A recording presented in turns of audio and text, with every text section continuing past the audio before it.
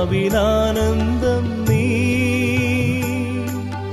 ആശ്രിതർക്കാശ്വാസം നീ. കാത്തിരുന്ന് കാണുന്നത് എന്തിനും മനോഹാരിത കൂടുതലായിരിക്കുമെന്ന് ഇന്നത്തെ ഗോസ്പല് നമ്മളെ പഠിപ്പിക്കും. ഇന്നത്തെ ഗോസ്പല് വായിക്കുമ്പോൾ ഒരു ഈവനിങ് ടൈമാണ്. യേശു ഒത്തിരിയേറെ ടയർഡാണ്. കാര്യം രാവിലെ മുതലേ ഒത്തിരി അത്ഭുതങ്ങൾ ചെയ്തു, ജനക്കൂട്ടത്തോടൊക്കെ ഉപമകളൊക്കെ സംസാരിച്ചു, അങ്ങനെ ഒത്തിരി ടയർഡായി. അതുകൊണ്ട് യേശു നമുക്ക് മറുകരയിലേക്ക് പോവാം. അങ്ങനെ ഈവനിങ് ആയപ്പോൾ ശിഷ്യന്മാരുമൊത്ത് മറുകരയിലേക്ക് പോകുന്ന വഴിക്ക് യേശുവിന് നല്ല ക്ഷീണം കാരണം വഞ്ചിയുടെ അമരത്ത് ഒരു തലയണ വെച്ച് കിടന്നുറങ്ങി. തലയണയൊക്കെ വെച്ച് കിടന്നുറങ്ങി എന്നൊക്കെ പറയാൻ മനസ്സിലാക്കേണ്ടത് വളരെ പ്രിപ്പയർഡായിരുന്നു. ഈവനിങ് ഒക്കെ ആകുമ്പോൾ ഒന്ന് കിടക്കാം എന്നൊക്കെ കരുതി വളരെ പ്രിപ്പയർഡായിട്ട് തന്നെയാണ് കിടന്നത്. അങ്ങനെ യേശു വളരെ സുഖമായിട്ട് ഇങ്ങനെ ഉറങ്ങി വരുന്ന സമയത്ത് പെട്ടെന്ന് കാറ്റും കോളും ഉണ്ടായി. തിരമാലകളൊക്കെ ആഞ്ഞടിച്ചു. ശിഷ്യന്മാർ പേടിച്ചു. കാര്യം ഇതിൽ കുറച്ച് പേര് മുക്കുവരൊക്കെ ആണെങ്കിലും ഇവർക്ക് ഈ കടലിൻ്റെ പോക്ക് കണ്ടപ്പോൾ അവർക്ക് അത്ഭുതം തോന്നി. ഇങ്ങനൊരു കാറ്റും കോളമൊക്കെ ഒരു ആദ്യമായിട്ടാണ് കാണുന്നത്. ഇങ്ങനൊരു തിരമാലകൾ ആഞ്ഞടിക്കുന്നതും ആദ്യമായിട്ടാണ്. ഇവരൊത്തിരി പേടിച്ചിങ്ങനെ ടെൻഷൻ അടിച്ചൊക്കെ യേശുവിനെ ഉടനെ വിളിക്കുകയാണ്. യേശു സുഖമായിട്ട് കിടന്നുറങ്ങുകയാണ്. എനിക്ക് തോന്നുന്നത് ഈ സമയത്ത് എന്തുകൊണ്ടാണ് ഇത്രത്തോളം കാറ്റടിച്ചത്? ആദ്യമായിട്ടെന്നോളം മുക്കുവരൊക്കെ ഇത്രയും ഭയന്ന് എന്തിനാ? കാരണം ഇതൊരു ആദ്യ എക്സ്പീരിയൻസ് ആണ്. ഇങ്ങനൊരു കാറ്റും കോളും അവരാദ്യമായിട്ടാണ് കാണുന്നത്. പ്രിയമുള്ളവരെ, എന്തുകൊണ്ടായിരിക്കും ഇങ്ങനൊരു കാറ്റും കോളും ആ സമയത്ത് അടിച്ചത്? അതിന് കാരണം എനിക്ക് തോന്നുന്നു നാഥനെ കണ്ട സന്തോഷത്തിൽ ആ സൃഷ്ടിയുടെ ആക്രോശമായിരിക്കും. നോക്കുമ്പോൾ അവരുടെ യേശു വഞ്ചിയുടെ അണിയത്ത് കിടന്ന് ഉറങ്ങുകയാണ്. അവർക്കൊത്തിരി ആഗ്രഹം ഉണ്ടായിരുന്നു യേശു അവരോട് സംസാരിക്കണം. അതുകൊണ്ട് അവർ വിളിച്ചുണർത്തിയതാണ് യേശുവിനെ. അവരിങ്ങനെ ആക്രോശിച്ചിങ്ങനെ വിളിച്ചുണർത്തി അവരുടെ നാഥൻ അവരെ ഒന്ന് കണ്ടിരുന്നെങ്കിൽ, ഒന്ന് സംസാരിച്ചിരുന്നെങ്കിൽ എന്നൊക്കെ ആഗ്രഹിച്ച് ഇങ്ങനെ വിളിച്ചുണർത്താനുള്ള തത്രപ്പാടിനിടയിൽ അത് ശിഷ്യന്മാർക്ക് കാറ്റും കോളുമുള്ള ആക്രോശമായിട്ട് തോന്നി. ഉടനെ യേശു എഴുന്നേറ്റു തിരമാലയോടും കാറ്റിനോടൊക്കെ സംസാരിച്ചു. ഉടനെ അവരൊക്കെ ശാന്തരായി. അവർക്ക് സന്തോഷമായി. അവരുടെ നാഥൻ അവരോട് സംസാരിച്ചല്ലോ. ഇതിനേക്കാളും ഇനി സൗഭാഗ്യം എന്താ വേണ്ടത്? ഒന്ന് ഞങ്ങളോട് മിണ്ടിയല്ലോ, ഞങ്ങളെ ഒന്ന് കണ്ടല്ലോ, ഇത്രയൊക്കെ മതി. ഇനി അവർ വളരെ ശാന്തരായി ഒരു സാധാരണ നദി പോലെ അവർ ശാന്തരായി കിടന്നു. എത്ര മനോഹരമായിട്ടാണ് കാത്തിരിക്കുന്നതിനും മനോഹരമായി തോന്നിപ്പിക്കുന്നതല്ലേ? അവരുടെ നാഥൻ ഇതുവഴി കടന്നു പോകുന്നൊക്കെ അറിയുമ്പോൾ അവർക്കൊന്ന് സംസാരിക്കണമെന്നുള്ള ആഗ്രഹം, അവർക്കൊന്ന് മിണ്ടണമെന്നൊരാഗ്രഹം, അവരുടെ നാഥൻ അവരെ നോക്കണമെന്നുള്ള ആഗ്രഹം, ഇതൊക്കെ തന്നെയാണ് റിലേഷൻഷിപ്പ് എന്നൊക്കെ പറയുന്നത്. നമ്മൾ ഗോസ്പലിൽ കുറേ മനുഷ്യരെ കാണുന്നുണ്ട്. കുറേ പേർക്ക് യേശുവിൻ്റെ പിന്നാലെ വന്നത് അത്ഭുതങ്ങൾക്ക് വേണ്ടിയാണ്, വെറുതെ അടയാളങ്ങൾക്ക് വേണ്ടിയാണ്. തിരിച്ച് അവനെ തേടി അവരാരും വന്നില്ല. അതുകൊണ്ടാണ് യേശു അവസാനം ഏത് ജനക്കൂട്ടമാണോ അവൻ്റെ പിന്നാലെ നടന്നത് അതേ ജനക്കൂട്ടം അവനെ ക്രൂശിക്കുക എന്നൊക്കെ വിളിച്ച് പറഞ്ഞത്. കാരണം അവർക്ക് യേശുവിന് വേണ്ടായിരുന്നു, അവൻ്റെ അത്ഭുതങ്ങളും അടയാളങ്ങളും മതിയായിരുന്നു. പക്ഷേ ഈ കാറ്റും കോളിൻ്റെയൊക്കെ ഒരു പ്രത്യേകത, അവർക്ക് യേശുവിനെ മതിയായിരുന്നു. അവനോടൊന്ന് സംസാരിച്ചാൽ മതി, അവനോടൊന്ന് മിണ്ടിയാൽ മതി, അവനൊന്ന് നോക്കിയാൽ മതി. അങ്ങനെ ഒരു റിലേഷൻഷിപ്പൊക്കെ നിൽക്കുമ്പോൾ പിന്നെന്താ വേണ്ടത്? പിന്നെ അവർ ബ്യൂട്ടിഫുൾ ആ റിലേഷൻഷിപ്പ് കൊണ്ടുപോയി. അങ്ങനെ അവരും ശാന്തരായി സന്തോഷവാന്മാരായി. പ്രിയമുള്ളവരെ, എനിക്ക് തോന്നുന്നു നമ്മളൊക്കെ എന്തിനാണ് യേശുവിനെ സ്നേഹിക്കണേ? ഈ ജീവിതയാത്രക്കിടയിൽ സങ്കടങ്ങളും വേദനകളൊക്കെ ഉണ്ടാകുമ്പോൾ നമ്മൾ അവന് വേണ്ടിയാണ് അവനെ സ്നേഹിക്കുന്നത്. നമ്മുടെ സ്പിരിച്വാലിറ്റിക്ക് കുറച്ചും കൂടി ഒരു മാറ്റം വരുത്തണം. എന്തിനു വേണ്ടി നമ്മൾ കർത്താവിനെ സ്നേഹിക്കുമെന്ന് ചോദിച്ചാൽ, ഒരു കാരണവുമില്ലാതെ എൻ്റെ കർത്താവിനെ ഞാൻ സ്നേഹിക്കുന്നു എന്ന് പറയാൻ നമുക്ക് സാധിക്കണം. അവിടെയാണ് റിലേഷൻഷിപ്പ് ബ്യൂട്ടിഫുൾ ആകുന്നത്. ദൈവം നമ്മെ അനുഗ്രഹിക്കട്ടെ. കാറ്റേ കടലേ വാ, ദൈവത്തെ സ്തുതിപ്പിൻ. മഴയേ മേഘമേ വാ, ദൈവത്തെ സ്തുതിപ്പിൻ. കാറ്റേ കടലേ വാ, ദൈവത്തെ സ്തുതിപ്പിൻ. മഴയേ മേഘമേ വാ,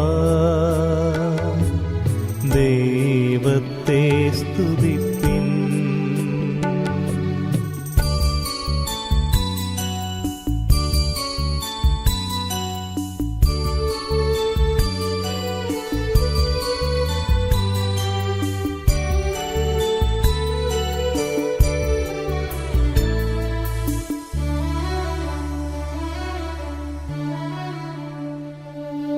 മാമല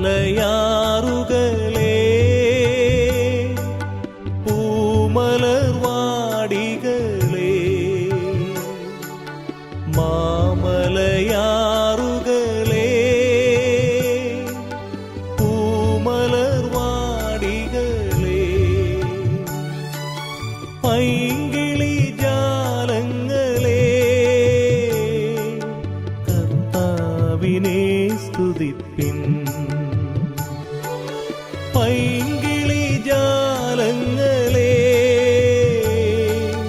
കർത്താവിനെ സ്തുതിപ്പിൻ. കാറ്റേ കടലേ വാ ദൈവത്തെ സ്തുതിപ്പിൻ. മഴയേ മേഘമേ വാ ദൈവത്തെ സ്തുതിപ്പിൻ.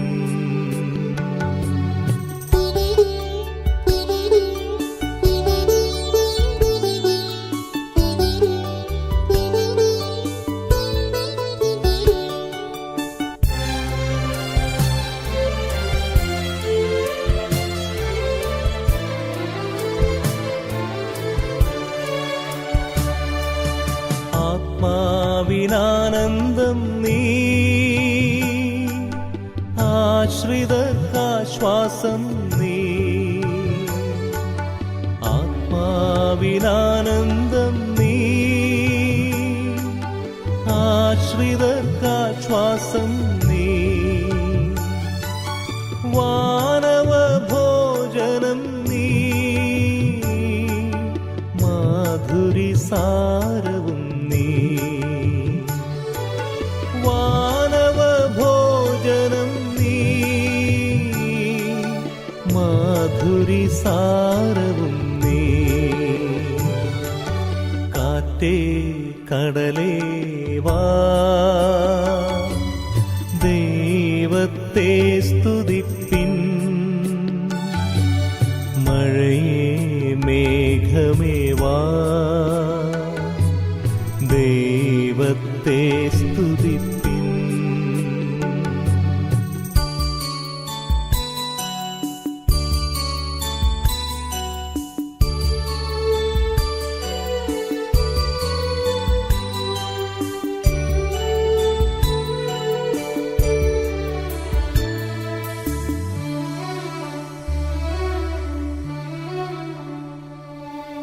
കണ്ണീരിൻ താഴ്വരയിൽ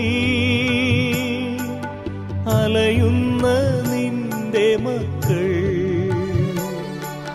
കണ്ണീരിൻ താഴ്വരയിൽ അലയുന്ന നിന്റെ മക്കൾ. കരയുന്നു നിന്നെ നോക്കി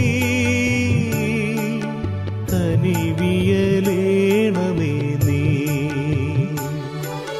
കരയുന്നു നിന്നെ നോക്കി കനിവിയലേണമേ നീ. കാറ്റേ കടലേ വാ ദൈവത്തെ സ്തുതിപ്പിൻ. മഴയേ മേഘമേ വാ ദൈവത്തെ സ്തുതിപ്പിൻ.